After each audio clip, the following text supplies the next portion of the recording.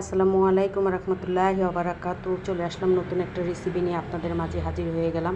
এখানে আমি কাঁচকি মাছগুলো ধুয়ে কেটে পরিষ্কার করে নিয়েছি, সাথে কাঁচামরিচ, পেঁয়াজ, হলুদ, মরিচ, ধনিয়ার গুঁড়া সব কিছু দিয়ে, তেল সব কিছু দিয়ে মিক্স করে নিয়েছি।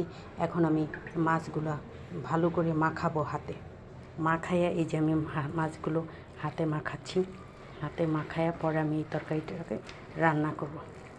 প্লিজ কে কোথায় থেকে দেখছেন আমার চ্যানেলটাকে সবাই লাইক কমেন্ট করবেন, বেশি করে শেয়ার করবেন।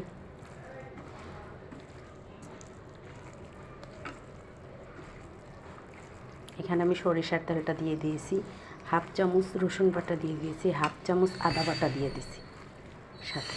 এই যে আমার এটা মাখানো কমপ্লিট হয়ে গেছে। আমি একটু পরিমাণ মতো ঝোল দিয়ে দেব। এই যে সব কিছু মাখানো কমপ্লিট, পরিমাণ মতো একটু ঝোলও দিয়ে দিয়েছি। এখন আমি এই যে অপেক্ষা করব রান্না কমপ্লিট হওয়া পর্যন্ত। দেখতেই পাচ্ছেন খুবই অল্প উপকরণ মশলা দিয়ে, খুবই তেল মশলা খুবই কম দিয়ে রান্না করে ফেলছি কাঁচকি মাছের চচ্চড়ি। আমার রান্নাটা কমপ্লিট হয়ে গেছে, আমি এখন পরিবেশন করে আপনাকে দেখাচ্ছি।